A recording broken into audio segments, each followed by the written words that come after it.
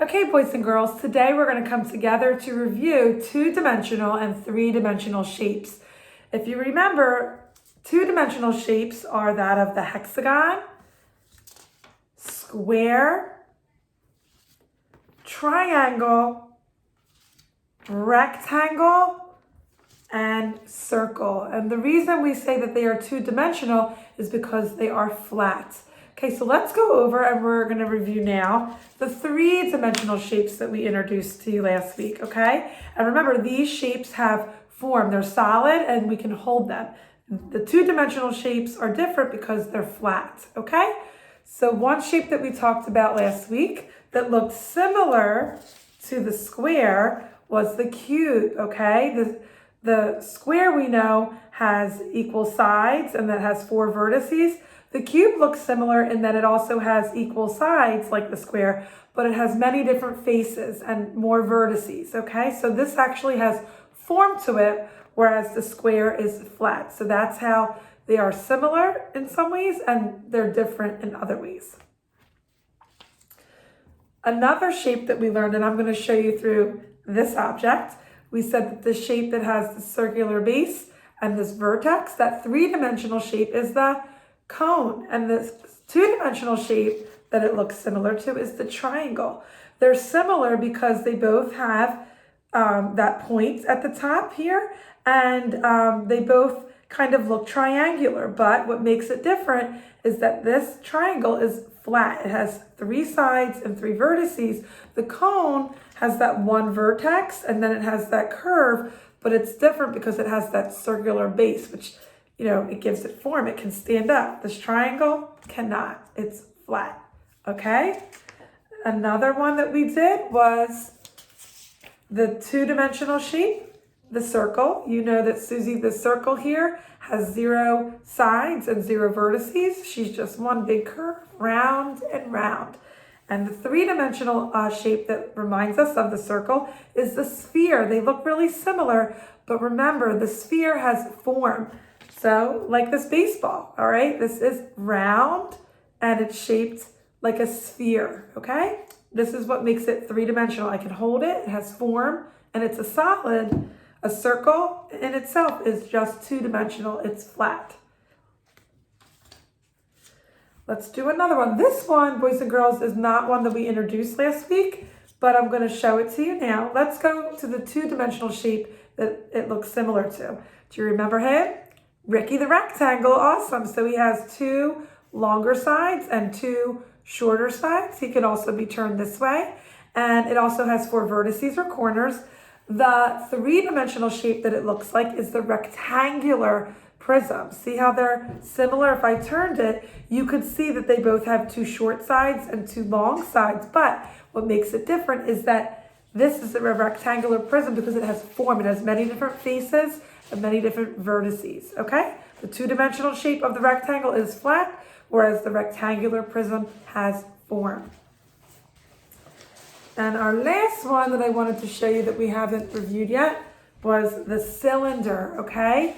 And we said that the cylinder really doesn't look like any perfect two-dimensional shape, but it does have 2 circular bases, right, at the top and at the bottom. The cylinder can also look like this way. We said last week something that can look like a cylinder is a can because it has those 2 circular bases and then it has that curve that goes all the way around. Okay, so that is a cylinder. And what makes it a cylinder is because it has form. It's a solid, something we can hold. The last one I'm going to introduce to you, this is a new three-dimensional shape. This is called a pyramid, boys and girls. And you can see that the pyramid has that vertex.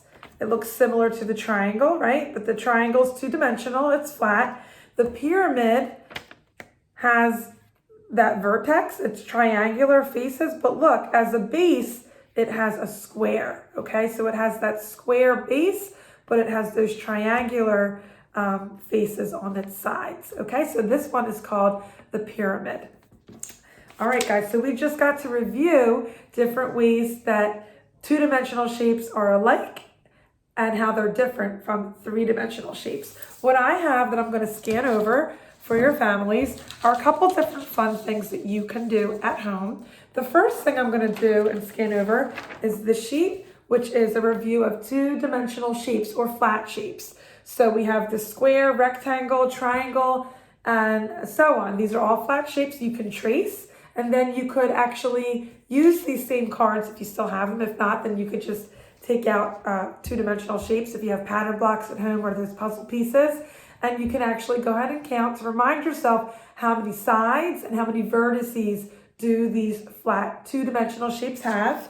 And once you fill this out, you can also, to review three-dimensional shapes, do this color count graph. This is a bar graph, so we're going to remember all these shapes in here are three-dimensional. They're solid figures, and these are, and this was the new one that I introduced, boys and girls, the rectangular prism, which I'm looking for here. So this was a new one. Remember we said it looked like the two-dimensional shape of a rectangle, but it's different because it has many different faces. So think like a cereal box, or if you've ever opened a box of like crackers, that would be the shape of a rectangular prism, okay? Because it's gonna have two long sides and two shorter sides, and it can also look like this. So these are gonna be different shapes that you're gonna have to find: the rectangular prism, you're gonna have to find the cylinder, you're gonna have to find the cone, you're also gonna have to hunt for the cube, which is somewhere in here, if I can find it. The cube is somewhere, but this is the square that looks like the cube. The three-dimensional would have many more faces though. And then you're gonna hunt for the sphere. Oh, I found the cube, it was hiding. Here's the cube.